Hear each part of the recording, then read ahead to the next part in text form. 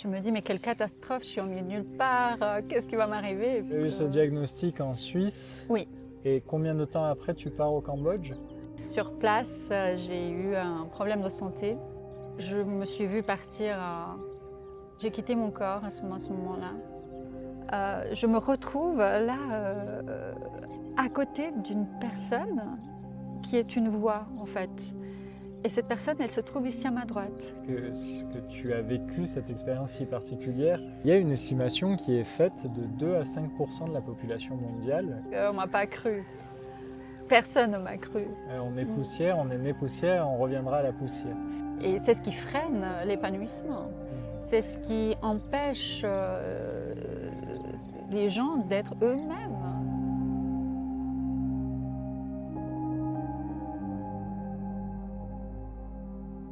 Bonjour Mélissa.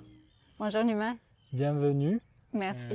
Dans ce magnifique cadre, Mélissa m'a invité à l'île des Oiseaux, du côté de Préveranges, à côté de Lausanne en Suisse, qui est un peu le paradis des oiseaux. Et moi je suis très heureux de te retrouver pour cet épisode. Je pense qu'on va commencer par parler de silence. Le silence qui nous entoure, bien qu'il y ait une tondeuse qui démarre, mais que l'on peut percevoir.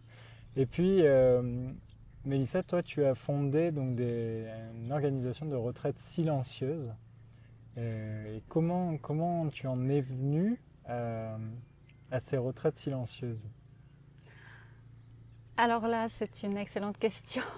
Le silence n'a jamais vraiment fait partie de ma vie. C'est vraiment quelque chose que j'ai découvert récemment, il y a une dizaine d'années, par la force des choses, suite à une condition, en fait. Je suis tombée malade, je me suis retrouvée dans un hôpital et pour soulager mes douleurs, en fait, en méditant, en rentrant dans le silence, j'ai réussi à soulager mes douleurs. Donc le silence s'est présenté à moi, on va dire ça comme ça, par la force des choses.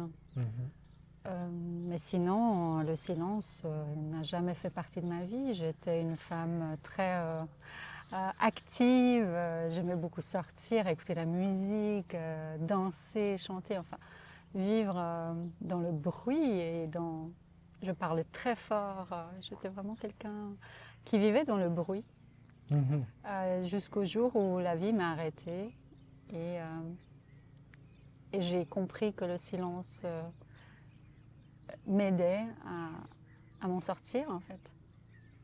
Et donc, si tu peux nous rappeler un peu ces circonstances, en fait, c'était donc un hôpital au Cambodge, ce que tu me disais la première fois qu'on s'est vu. Et qu'est-ce qui t'avait amené là-bas déjà? Alors, tout a commencé dans cette région ici, où on se trouve actuellement. J'ai travaillé pendant 15 ans dans les entreprises internationales. Je vivais une vie pleine et riche, comme on dit, hein, riche d'amitié, de sorties, de travail. Je voyageais beaucoup et j'avais pas beaucoup de temps pour moi de me retrouver en silence. Je ne méditais pas, je ne faisais pas du yoga, je ne faisais pas de fitness. Le travail faisait partie de ma vie, en fait. Et un jour, mon corps a décidé de, de ne plus fonctionner. Du jour au lendemain, je n'arrivais plus à me lever, ni à me nourrir, ni toute seule. Enfin, c'était très difficile. Et en même temps, une maladie, donc un diagnostic qui est tombé en même temps que l'arrêt du burn-out. Donc un épuisement professionnel. Un épuisement professionnel qui m'a demandé de m'arrêter et de me poser des vraies questions sur moi, en fait, qui j'étais, pourquoi j'étais là, pourquoi je poussais, je forçais dans la vie, pourquoi je souhaitais rentrer dans un moule, pourquoi je ne voyais pas la femme que je suis au fond. Enfin, voilà, des questions existentielles. J'avais 38 ans Et j'ai décidé de partir faire du bénévolat au Cambodge pour aider le monde. Et finalement, c'est le Cambodge qui m'a aidée. Alors moi, tu m'as raconté une anecdote et bon, pour ceux qui ont vu le premier épisode avec Yves Dana, avec ce soleil qui vient éclairer ses mains de sculpteur, il y a des moments magiques dans la vie qui se produisent. Et moi, il y en a un particulièrement qui m'avait fait rêver. C'est ton projet quand tu as débarqué là-bas. Tu as croisé une femme à la suite de quelque chose qui s'est passé avec ton scooter. Oui, oui, c'était en fait tout a commencé par une intention de créer un atelier de fabrication, de recyclage de sacs plastiques pour les femmes au Cambodge. Donc l'idée, c'était de partir juste avec un crochet, un petit crochet pour faire du crochet en fait avec les sacs plastiques pour offrir le travail aux femmes sur place qui attendaient que ça, de travailler en fait comme nous tous finalement. Donc j'étais à la recherche d'un atelier. Et mon intention, c'était, je prends mon scoot et j'y vais, et puis je trouverai mon atelier. Et mon scooter tombe en panne à côté de ma future propriétaire de l'atelier, de la maison. C'est cette femme qui m'a accueillie, cette famille en fait, parce que le monsieur travaillait au ministère de l'Environnement. Comme quoi, il n'y a pas de hasard. Et c'est cette famille qui m'a accueillie au Cambodge avec le projet, qui m'ont aidé à le mettre en place. Incroyable. Et à ce moment-là, quand tu débarques au Cambodge, tu sais exactement ce que ça va donner, cette expérience-là. Tu sais que tu as ce qu'on va dire en anglais, des milestones, des étapes clés que tu vas accomplir, ou tu es parti un peu comme ça sur un coup de tête et puis tu t'es dit, bon, j'improvise tout là-bas. Alors non, pas du tout. Mélissa de l'époque n'improvisait pas, ne vivait pas l'instant présent. Mélissa de l'époque était une femme très organisée qui prenait... J'avais pris mon business plan et je suis partie dans un village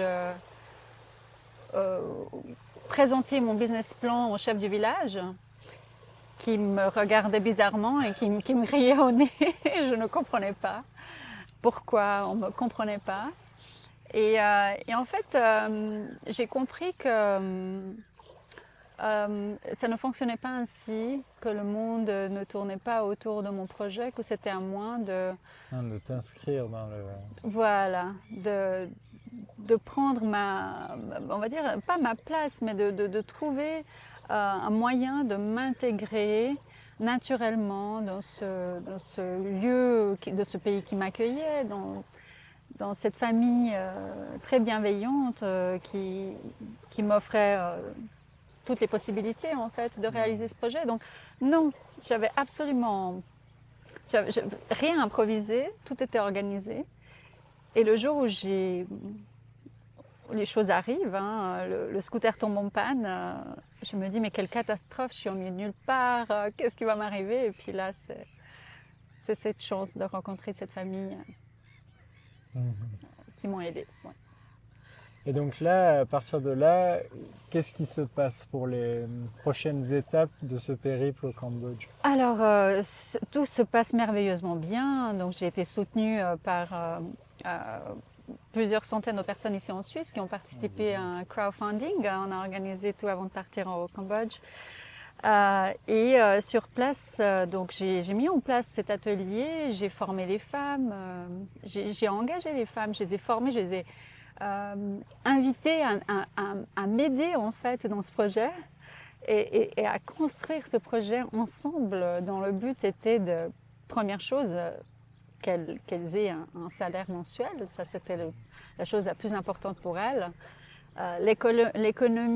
L'écologie, l'environnement n'est pas la priorité des gens sur place. Voilà, ils ont d'autres priorités. C'est comment se nourrir et puis payer des choses de base en fait qui ne sont pas du tout notre priorité dans notre monde ici. On ne parle pas d'écologie. Donc il a fallu que je m'adapte que je parle leur langage et que je sois à l'écoute d'abord de moi, de mes besoins sur place, qui n'étaient pas les mêmes qu'ici.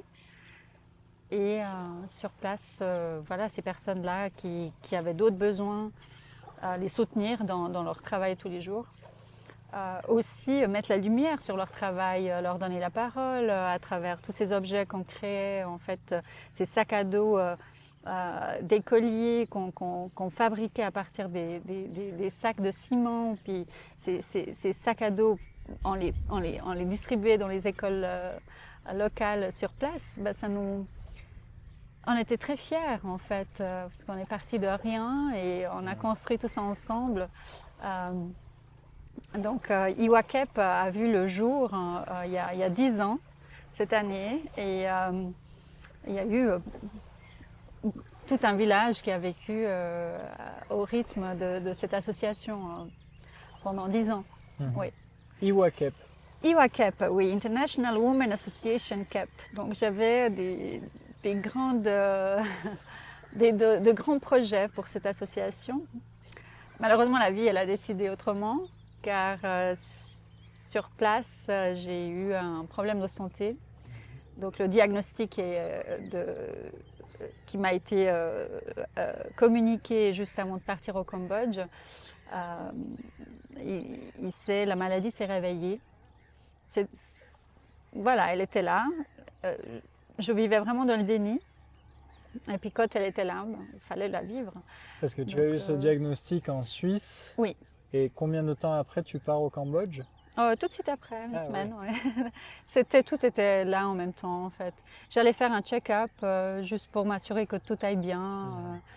Et finalement, il y a cette maladie rare pulmonaire donc, qui touche les poumons et on me dit « Mais madame, vous ne pouvez pas partir, vous ne pourrez pas respirer au Cambodge ». Je ne comprenais pas ce qu'on me disait. Je dis « Mais bien sûr que j'arriverai à respirer au Cambodge, qu'est-ce que vous me racontez ?» Parce que tu n'avais pas de difficultés respiratoires à ce moment-là? Non, rien du tout. La maladie était là, peut-être depuis très longtemps, j'en sais rien. Mais elle s'est réveillée au Cambodge. Et le diagnostic est aussi tombé un petit peu en même temps que l'épuisement professionnel. Cet arrêt brutal. Comme quoi la vie, elle est tellement bien faite. Pourquoi? Parce que c'était un cadeau, un cadeau. Tout ça, c'était un merveilleux cadeau qui m'a permis d'être la femme que je suis maintenant, la femme que j'ai toujours été en fait, et je me sens toujours... j'ai beaucoup de compassion et beaucoup de bienveillance pour cette femme, pour cette Mélissa d'il y a 10 ans, parce qu'elle a traversé des difficultés et je la remercie vraiment. Je suis heureuse d'avoir eu cette chance, en guillemets, que cette maladie arrive, que cet épuisement arrive et que je découvre le Cambodge, ce projet Iwakep qui me tenait à cœur, qui est reconnu maintenant internationalement. Je veux dire, on est juste une petite association, mais nous avons fait de grands projets et c'est merveilleux. Et mon histoire de naissance, de la deuxième naissance au Cambodge. Parce que là-bas, donc, tu disais que la maladie se déclare, qui a compliqué les projets en cours. Oui. Ça complique parce que un jour, je me réveille et je n'arrive plus à respirer.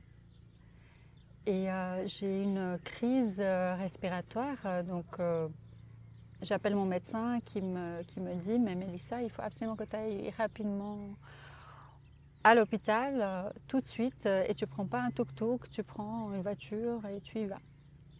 Parce que c'est grave. » Bon, grave, qu'est-ce qui est grave en fait quand on vit dans un village où les gens dorment presque par terre? Enfin, moi, si j'ai un petit problème respiratoire, pas si grave que ça passera en fait. Mais j'ai bien fait d'écouter parce que je suis arrivée à l'hôpital. Un ami m'a aidée à arriver dans cet hôpital euh, à temps.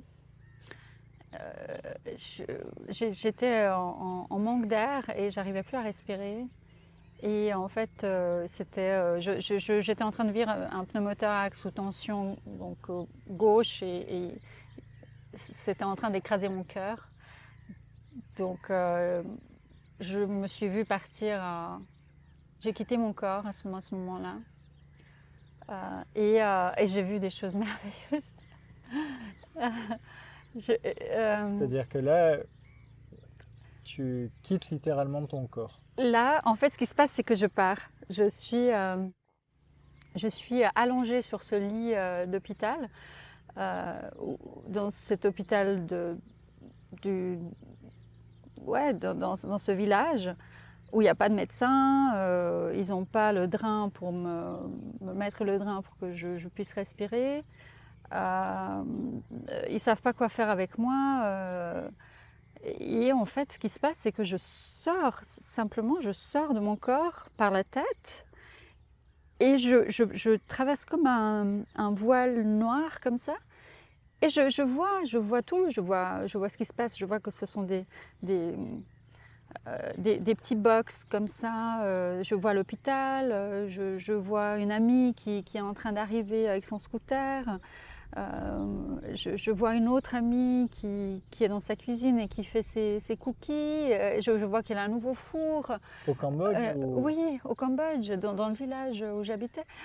Puis j'étais tellement heureuse qu'elle ait ce nouveau four. Je me disais, puis je sentais l'odeur de ces cookies. Je me disais, mais c'est trop. Je suis hyper heureuse. En fait, j'étais dans un état euphorique, hein, en fait, euh, positif, hein, très très joyeuse. Et, euh, et d'un coup, je me suis dit dans ma tête, mais je ne vais pas partir comme ça. Je sentais en fait que j'étais comme aspirée mais par la tête, enfin, par le haut. Enfin, il n'y a pas de corps en fait. Tout est un rêve. En fait, on est simplement une conscience, un état de d'être. Donc là, je me dis, mais je n'ai pas passé suffisamment de temps avec ma famille. Ma mère qui voulait absolument pas que je parte au Cambodge, elle s'inquiétait pour moi, mon frère, mes neveux, enfin la famille et tout. Et je me disais, j'aurais tellement voulu passer plus de temps avec eux. Et ça, c'était le gros regret en fait que j'avais sur le cœur. C'est de la tristesse que tu ressentais Oui. Ah oui, de la tristesse. Ouais. Oui. Et le regret en fait. Ouais. Et à ce moment-là, en fait, quand j'avais l'impression de lâcher quelque chose, en fait, avec ce moment-là où j'étais triste et j'avais ces regrets-là, au moment où comme si j'avais lâché quelque chose, je me retrouve là à côté d'une personne qui est une voix, en fait. Et cette personne, elle se trouve ici à ma droite. Et cette personne me parle, donc j'entends. Tu la vois ou... Non, j'entends sa voix. Et elle me dit, en fait, elle est. Je sais qu'elle est moi, mais je sais pas, je sais pas comment expliquer, mais cette personne, elle a le même état d'esprit que moi. Elle est. Je ressens son amour et sa bienveillance et son. Je me sens bien et j'ai l'impression d'être arrivée là où je dois être en fait. Et sur toute la partie de gauche, donc elle se trouvait ici, la partie gauche était occupée par, il y avait une longue file comme ça avec toutes les personnes décédées de ma famille. Et là, je vois donc les dernières personnes qui sont décédées. Mon oncle, ma grand-mère, mon autre oncle, mon cousin, mon grand-père, mon père. Enfin, je vois toutes les personnes alignées et Et tout le monde était très heureux de me voir. Et il y avait des personnes que je ne connaissais pas, en fait. Et tout au fond, il y avait cette petite lumière. Mais moi, j'étais dans un état euphorique. Mais j'étais tellement heureuse, hein. J'étais bien. J'étais dans un... Ouais, cet état, il est là, en fait. Il est là à chaque fois que j'en ai besoin, en fait. Il est là. C'était... On n'arrive pas à expliquer, finalement. Euh, Et cette personne, donc cette voix que je pensais être quelqu'un, mais en fait, je sais que c'était moi plus tard, lorsque j'ai analysé ce que j'ai analysé, tout ça, ça s'est passé en 2018. Mhm. Cette personne, elle m'a dit, Mélissa, qu'est-ce que tu n'as pas encore vécu que tu aimerais vivre sur Terre? Et là, c'était clair, direct, droit. Amour. Ah oui. Et au moment où ça me traverse, ben, j'atterris dans mon corps. Ah oui. Et là, c'est pas l'amour. Là, c'est la souffrance. Oh non. Oh non, là, c'était la pire douleur de ma vie. Parce que là, en fait, quand tu vis ce moment donc hors de ton corps, tu estimerais que sur Terre, pendant que ton corps physique finalement reste là, à l'hôpital, il s'écoule à peu près combien de temps? Alors ça... Alors j'ai discuté avec mon ami qui m'a amenée à l'hôpital et qui était, pendant tout ce temps, il était là et il observait ce qui se passait. Dans la pièce avec toi? Dans la pièce, avec les infirmiers. Et il m'a dit, bon lui, il m'a vu mourir, il m'a vu partir. Enfin, il m'a dit, mais t'es parti, il n'y avait plus rien. Et voilà, il s'est mis à pleurer, il était tout triste. Et tes indicateurs, les indicateurs? Donc je ne sais pas combien de temps, est-ce que c'était quelques minutes, j'en sais rien. Et cette expérience que tu as vécue, elle t'a paru durer combien de temps dans cette... 1 heure, en tout cas. Et en tout cas. Oui, et ce qui était assez dingue, c'est que j'avais aucune envie d'y retourner, aucune.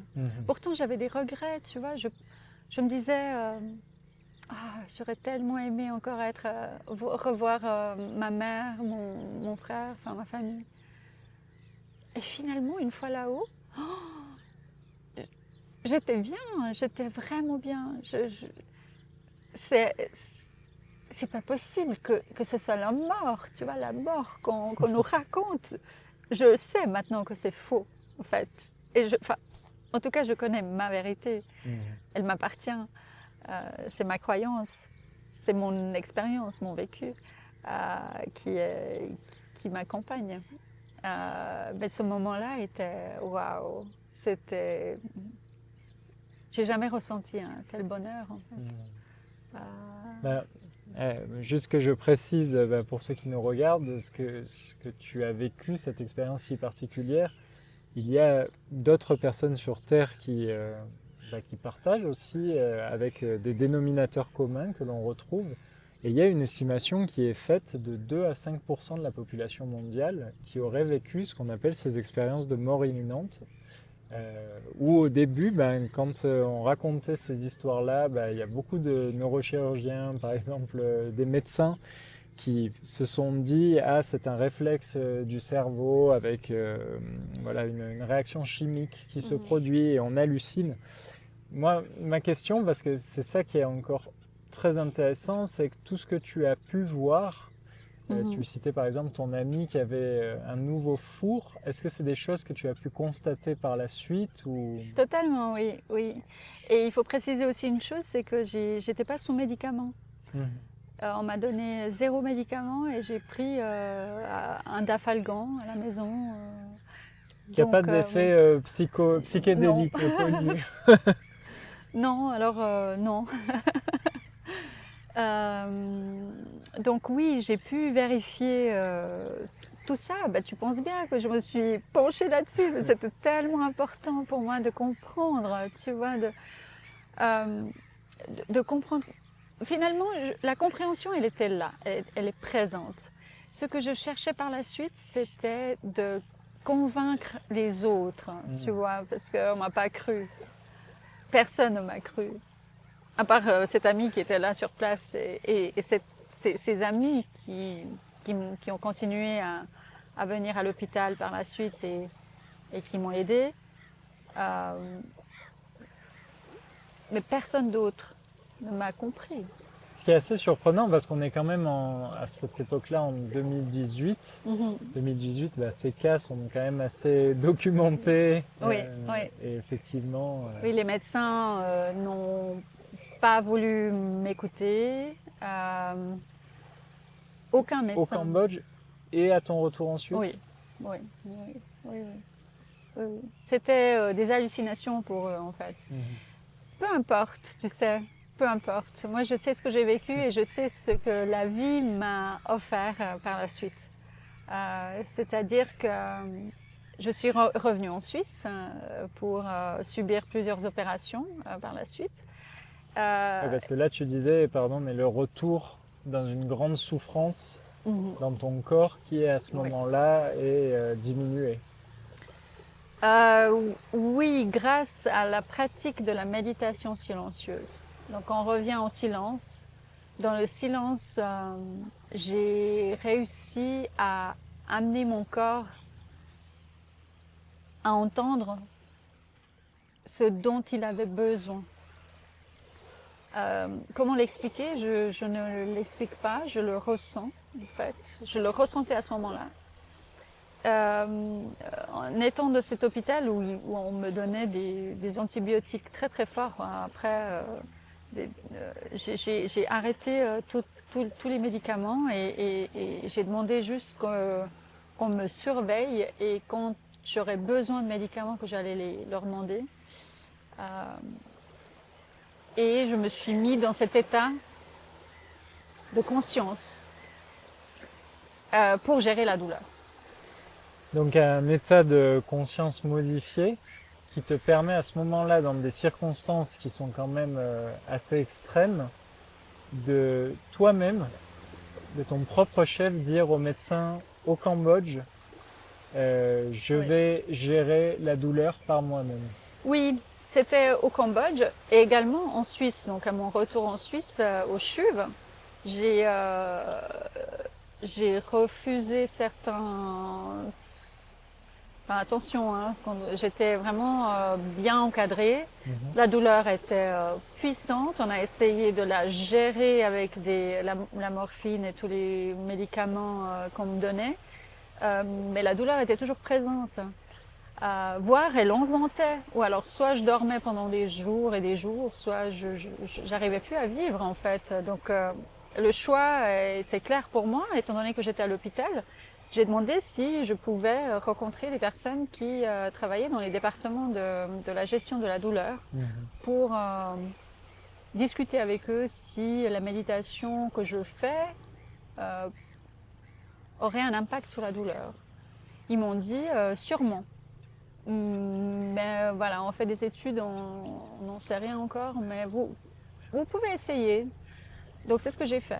Donc je me mettais dans un état modifié de conscience, si tu veux. Je ne sais pas comment appeler ça.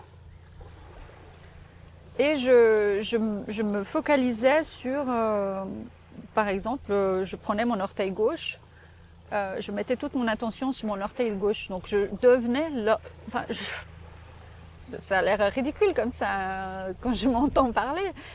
Mais je deviens en fait ce que... C'est sur quoi tu te focalises. Totalement, oui. Merci, oui. Oui, oui. Et c'est une capacité que je n'avais pas avant. Alors, je méditais jamais avant. Oui, parce qu'à ce moment-là, tu viens à cette expérience-là sans avoir d'expérience de la méditation au préalable. Non, non, est-ce que tu sais que à ce moment-là, tu appelles ça même de la méditation? Pour toi, est-ce que ça, c'est de la méditation? Du tout. Tu n'as même pas de mots pour ça, en fait. Non, Non, c'est un état d'être. Je l'appelle un état d'être dans lequel on a accès et on peut y aller quand on souhaite. Il suffit de se mettre en état, en fait. C'est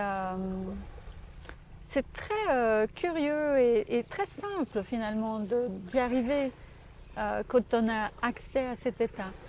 Et qu'est-ce que cet état nous permet finalement? C'est de retrouver ce que le corps a besoin.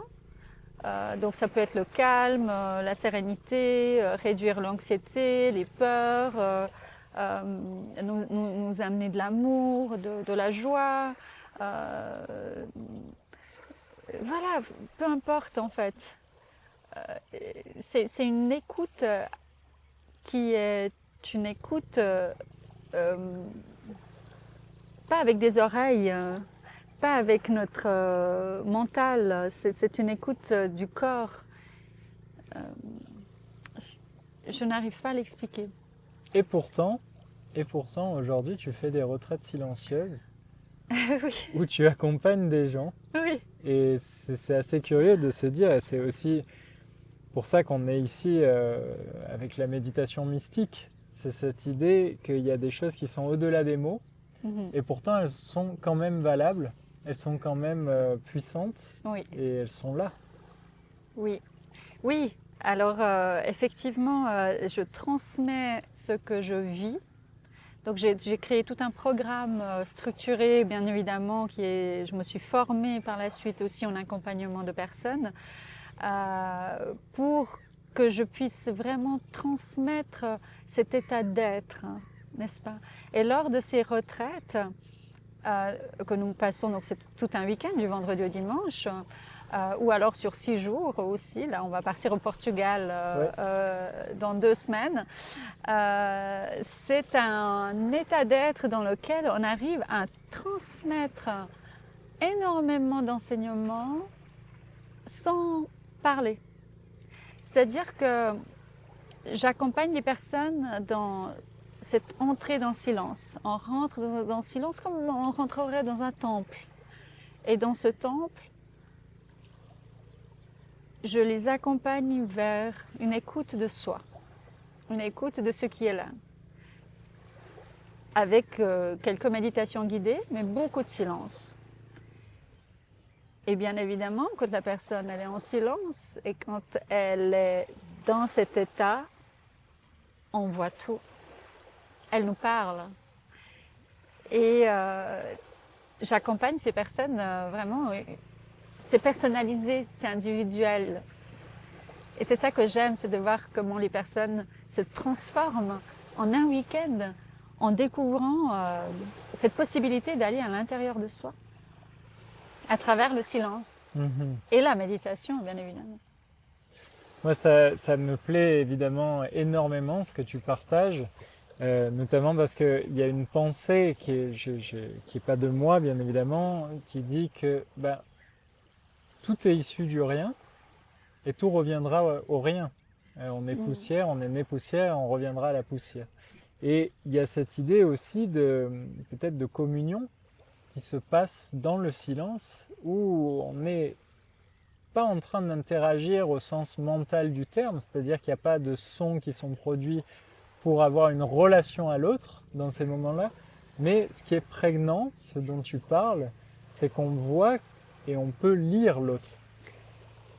On lit énormément de choses, on reçoit beaucoup de choses à travers le silence. Le silence est vivant, il nous parle. Ce qui se passe ici, c'est ultra vivant. Et au moment où on se connecte à soi, c'est ce moment de se connecter, en fait, je trouve pas que c'est un bon mot. Je trouve que c'est plutôt de se relier, c'est plutôt un lien, de connexion, bien évidemment, mais c'est de se rappeler voilà, comme si on se rappelle quand on était enfant. On sait que cet enfant, il a toujours existé. Il est là, elle est là, la petite Mélissa, elle est toujours là avec moi. Il suffit juste que je ferme les yeux et je la vois. C'est la même chose avec le silence et notre corps. où on arrive avec l'intention d'y arriver, ça c'est important, une bonne intention et puis la pratique. La pratique est très importante. La pratique du silence, c'est un choix. On fait le choix. Je choisis de... Moi, j'ai une question parce que, alors moi, je fais aussi des ateliers en entreprise qui sont basés sur la pleine conscience. Et moi, il y a souvent cette question des participants et qui, après peut-être 3 heures, viennent me voir et me disent, pour certains d'entre eux, mais ce que tu dis, c'est bien, on l'a vécu, c'est magnifique, mais moi, je sais que tout seul, j'y arriverai pas. Et j'y arriverai pas et je sais que je vais repartir dans ma routine. Comment, selon toi, se crée ce mouvement sur le long terme qui permet de s'inscrire dans la durée? Oui.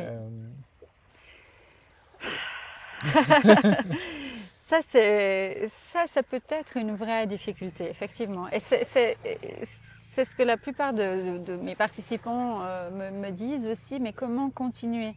Alors, j'ai mis en place des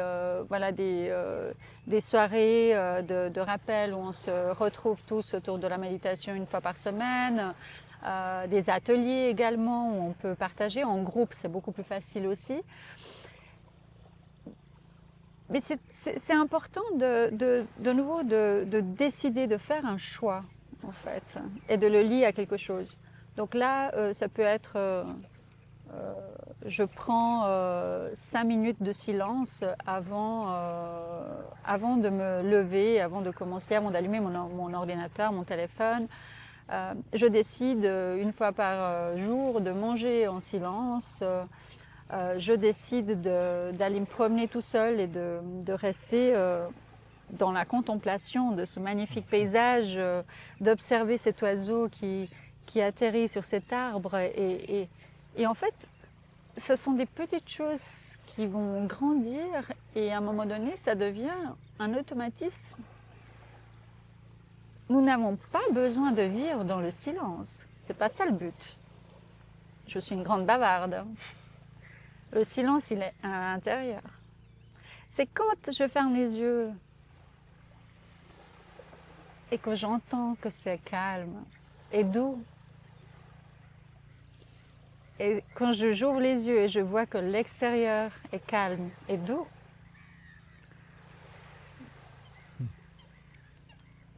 c'est Les ça. mots nous manquent. C'est ce dont j'ai besoin en fait. Et chacun va être différent. Donc il n'y a pas une recette pour tout le monde. Il n'y a pas quelque chose que je peux dire, la méthode telle et telle va t'aider à faire ci, à faire. Non, c'est vraiment, tout est personnel. Donc ça peut être se brosser les dents en silence, sans réfléchir à ce que tu vas faire demain, après-demain, dans 1 minute, 5 minutes. C'est de prendre le temps de respirer, de peut-être fermer les yeux, mais juste 5 minutes par jour. Je crois qu'on a tous 5 minutes à consacrer au silence. Juste pour aller regarder qu'est-ce qui se passe à l'intérieur là. Comment je me sens? Qu'est-ce qui bouillonne en moi? Parce que c'est vrai, il y a des jours où ça bouillonne. On n'est pas toujours super zen et silencieux, ce que je te disais tout à l'heure. Je suis une personne qui vit toutes mes émotions, toutes. Je ne suis pas zen du tout H24, pas du tout. Alors, je suis très vivante et je vis toutes mes émotions. Et je me sens vivante, justement. Et quand je me permets de vivre toutes mes émotions pleinement, je me sens vivante. Et ce silence m'aide à les vivre, à les traverser. Et je pense que c'est ça aussi qui nous rend un petit peu... Souvent, les personnes me disent « Oui, mais moi, j'arrive pas, tu vois, j'arrive pas à me concentrer, j'arrive pas... » Je dis « Mais tu sais, parfois, c'est juste 1 minute par jour, 1 minute. Et tous les jours, on augmente de 1 minute. ça peut déjà aider. Mhm. Et sur 5 ans, 10 ans, Ouais. tu vois, c'est énorme. C'est un peu la méthode Kaizen finalement, qui n'est Le pas une méthode, Kaizen, mais qui voilà. est simplement de chaque jour 1%, et puis on se retrouve Totalement. avec... Moi, Ouais. ce que je trouve très intéressant, c'est il y a un maître indien qui s'appelle Ramana Maharshi, et lui, à l'âge de 14 ans, bah, il s'est retrouvé avec ce qu'on appellerait aujourd'hui une attaque de panique, c'est-à-dire qu'il s'est senti mourir, Mhm. et au lieu de le fuir, bah, il est resté avec cette sensation-là. Et puis, il a atteint ce qu'on peut appeler l'illumination, dont parlent plusieurs courants mystiques à travers le monde. Et ce maître-là nous dit, quand on lui posait la question, mais quel est l'intérêt de tout ça? Mhm. Pourquoi, et si on le transcrit dans nos termes modernes, pourquoi j'irais méditer? Pourquoi j'irais m'occuper de tout ça? Eh ben, il disait que c'est comme si quelqu'un qui avait une balle de fer brûlante dans les mains nous posait cette question-là. Mhm. Pourquoi je devrais lâcher cette balle de fer brûlante dans les mains? Mhm. Et ce qui est assez intéressant, et là, moi je voulais partager ça, c'est que quand j'ai découvert le pouvoir du moment présent Mhm. avec Eckhart Tolle, le pouvoir de cet état d'être dont tu parles et que les mots nous manquent pour pouvoir le qualifier, j'ai été très vite découragé Mhm. par la pratique parce que je me suis dit, mais je n'y arriverai jamais. C'est comme quand on voit un musicien qui a fait 25 ans de piano et puis on se dit, mais je ne vais pas me mettre au piano, je ne Mhm. pourrai jamais réussir. Et en fait, ce qui est très intéressant, c'est de se dire, je suis en souffrance, je vis ma vie de tous les jours, je suis en souffrance parce que je rencontre des situations qui sont difficiles, etc. Je rencontre Mélissa et je goûte pour une première fois à cette qualité d'être. Et là, c'est un retour à la source. Et ce goût-là, simplement ce goût-là, je trouve, sert la motivation. Parce qu'on peut se permettre de vivre en tant que l'ego, ce principe différencié, qui se croit différent du reste, alors qu'on est en train de se rendre compte que tout est unité. Et une fois que je veux revenir à l'océan, eh ben, j'ai cette porte d'accès qui est là et que j'ai pu expérimenter le temps d'un week-end Mhm. dans le silence, que j'ai goûté et que si j'en ai vraiment besoin, je sais qu'il est là. Et c'est aussi pour ça que j'avais envie que tu viennes partager ton histoire. Tu as vécu des circonstances qui étaient quand même extrêmes. Ça t'a ouvert une opportunité incroyable de toucher du doigt cette qualité d'être dans Mhm. laquelle tu le dis toi-même, tu deviens un orteil alors que tu arrives difficilement à respirer, tu es au Cambodge toute seule et finalement, sans prendre d'antidouleur, tu apaises tes circonstances de vie. Mhm. Donc c'est aussi ça que je trouve intéressant, c'est de se dire, c'est pas tellement de regarder cette vidéo par exemple pour ceux qui découvrent la méditation ou la pleine conscience et qui se disent mais moi je vais pas faire ça, et puis regarde Mélissa, elle nous parle de tout ça, mais quand même elle continue de vivre des émotions, et puis il y a des jours c'est plus difficile. Ben oui, parce qu'on reste des êtres humains, et c'est aussi là, c'est pas se mettre en retrait du monde complètement, c'est justement de retrouver la passion du monde Oui. en ayant cette qualité d'être. Et donc, alors je sais que la méditation, dans les années 70-80, il y a le professeur John Kabat-Zinn qui a établi un protocole qui s'appelle le Mindfulness Based Reduction Stress, qui a été enseigné Mhm. aussi dans les hôpitaux. Euh, Moi, j'aimerais aller au-delà de ça, Mhm. parce qu'il y a une sorte de demande pour colorer avec des émotions justement cette Mhm. expérience de la méditation, et aussi, et c'est là où je reviens vers toi, la question du sens. Mhm. Avec cette expérience de mort imminente que tu as eue et avec cette expérience assez extrême que tu as vécue au Cambodge, selon toi, qu'est-ce qu'on fait ici? Qu'est-ce qu'on fait dans cette expérience terrestre ou de la conscience, qu'on se lève le matin et puis on vit quelque chose pendant l'espace de quelques heures et puis le soir on repart dormir et on se réveille à nouveau et puis on repart dormir jusqu'au jour où on décède? Merci de poser cette question qui est au cœur de notre être. Et d'après mon expérience personnelle, la raison pour laquelle je suis là actuellement, c'est pas d'expérimenter l'amour en soi, c'est à travers de la souffrance, on est obligé d'aller à travers de nos émotions, de nos souffrances, d'aller regarder qu'est-ce qui se passe dans mes souffrances, qu'est-ce qui attend de sortir en fait, quelle paix je dois faire encore avec moi-même, qu'est-ce que j'ai besoin de me pardonner, quelle est cette souffrance que je dois guérir avant de partir en fait. Partir léger, partir joyeux, partir avec les yeux émerveillés d'avoir vécu une vie heureuse, d'avoir eu cette joie d'être là, cette opportunité, parce que c'est un cadeau, on dit, c'est bateau, ce que je dis aussi, cadeau, c'est, voilà. Mais effectivement, à travers nos souffrances, nos profondeurs, on découvre la vraie raison de notre être. Et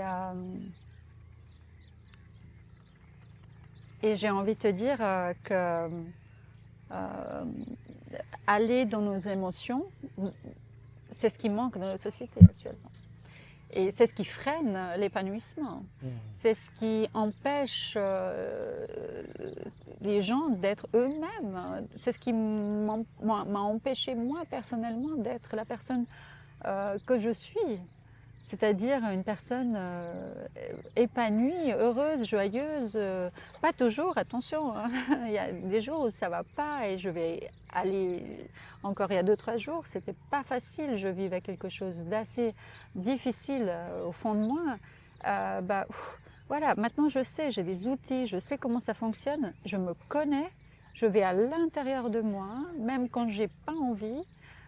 Je vais trouver un moment pour aller à l'intérieur de moi, aller regarder cette souffrance, parce que c'est une souffrance, lui apporter beaucoup de compassion et de bienveillance, et de la lâcher.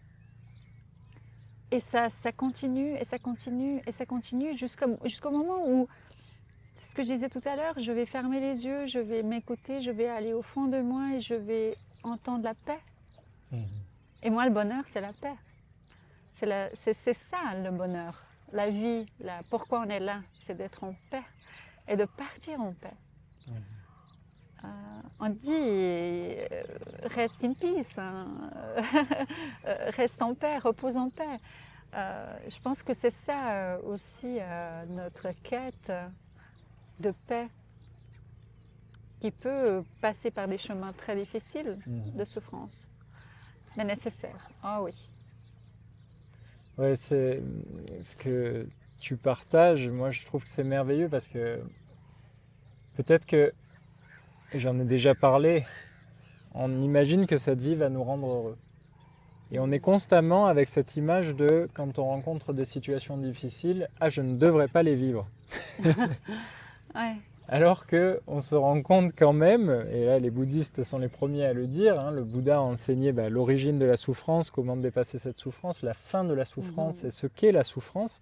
Et c'est pas une question d'être morose ou d'être défaitiste que d'en parler, justement, parce que ça peut paraître profond de parler de tous ces sujets-là, mais au contraire aujourd'hui, quelle opportunité de se rencontrer en tant qu'être humain et de se dire les choses et de se dire, voilà, ma vie, elle a été difficile à tel moment, comment je l'ai gérée et de partager cette vulnérabilité-là. Parce que Instagram est l'époque des selfies où on fait que des choses incroyables et où on mange les meilleurs plats de la planète est terminé, les amis. On a pu faire semblant pendant très longtemps, mais on vit tous les mêmes choses. Et c'est pour ça que j'aime beaucoup ton partage, cette vulnérabilité-là, parce que ce dont on parlait avant même cette interview, c'est que moi j'ai toujours eu l'impression que les thérapeutes étaient des super-héros, que les coachs ou les célébrités étaient des surhommes vis-à-vis desquels on devait se référer, et puis qu'ils ont reçu un don divin, et puis ils étaient exempts de toute souffrance. Alors qu'en fait, chacun a son lot, chacun a sa croix, pour faire un parallèle biblique, à porter. Et du coup, ça donne je trouve, une qualité d'être à la vie qui est de donner du sens à notre souffrance. Et donc de ne plus être dans une dualité constante dans laquelle, ça c'est Jiddu Krishnamurti qui en parle, on perd toute notre énergie à lutter comme en remontant le cours de la rivière, en se levant le matin et en se disant « je ne devrais pas vivre ça ». Alors qu'il y a une sorte de transformation alchimique qui nous permet de devenir un lotus, qui nous permet d'aller toucher du doigt notre être premier. Alors, mais tellement, et je te remercie beaucoup pour cette question parce que c'est vraiment la question centrale de notre présence, je pense ici sur cette terre, c'est de revenir à cet état d'être, d'aller visiter nos souffrances, pas comme des souffrances, comme quelque chose de très difficile et très compliqué à vivre. Non, moi je le fais à travers mon enfant intérieur. Hein. On parle beaucoup Oui, Krishnatan, voilà. C'est sûr, je retourne j'ai une photo de moi que j'aime particulièrement et c'est une petite fille de 4 ans qui est tout en train de se toucher les cheveux et puis qui est dans son rêve. Et puis j'adore cette photo, donc je parle à cette jeune fille, à cet enfant en fait, et je lui demande alors, avec beaucoup de douceur, je m'asseye à côté d'elle et puis je lui pose des questions. Quelle est ta souffrance du jour? Qui c'est qui t'a fait souffrir aujourd'hui? Tu vois, c'est comme on se brosse les dents. Je nomme une souffrance que j'ai vécue, s'il y en a eu une, et bien sûr des joies. Mais cette souffrance, j'ai besoin de la transformer pour ne pas la garder dans mon corps, hein, ce corps qui en souffre, hein, finalement. Et aussi, quelque chose qui est très important à mentionner, c'est que notre corps se transforme également à travers ces souffrances. Ce nettoyage, j'ai envie de dire, de souffrance. Notre corps nous remercie. Et moi, je me trouve tellement plus joyeuse et tellement plus belle, en fait, qu'il y a quelques années, où je portais tout ça sur mon dos, tu vois. Et en fait, mon corps, il est devenu beaucoup plus léger et je me sens mieux et plus vivante, finalement. Donc, ça peut que bien aller. Bon, Mélissa, tu rayonnes. Moi, je suis à côté de toi et depuis la première fois que je t'ai rencontré, ça se sent. Tu as une qualité d'être qui, même sans les mots, et c'est pour ça que c'est pas étonnant que tu fasses des retraites silencieuses, parce que rien que le fait d'être à côté de toi, c'est déjà une transformation. Avant qu'on termine, tu organises une retraite silencieuse. La prochaine, elle est au Portugal. Si tu peux nous rappeler les dates. Oui, nous partons au Portugal donc du 2 au 7 mai 2026. On part pour 5 jours de méditation et silencieuse dans un cadre absolument magnifique, dans une réserve naturelle à Alentejo. Donc j'ai hâte de retrouver toutes ces personnes qui ont participé à au moins une retraite en Suisse aussi. La prochaine, elle est au mois de juin. Voilà, c'est à Champais. Il y a encore des places. Et comment s'appelle ton entreprise? Silentia. Silentia. Voilà. Super. Qui lui fait honneur à ce silence. Mélissa, merci beaucoup pour cet échange et puis cette vulnérabilité qui nous rappelle qui on est en tant qu'être humain. Et puis n'hésitez pas à aller prendre connaissance de ces retraites silencieuses. Je vous recommande cette expérience de pouvoir rencontrer Mélissa. Et puis nous, on se dit à bientôt pour le prochain épisode.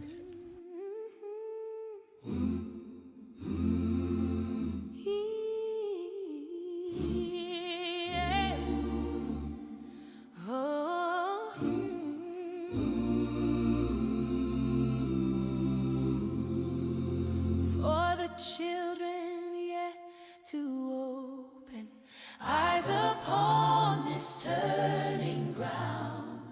Teach our hearts to be their shelter. Bless the footprints we pass down.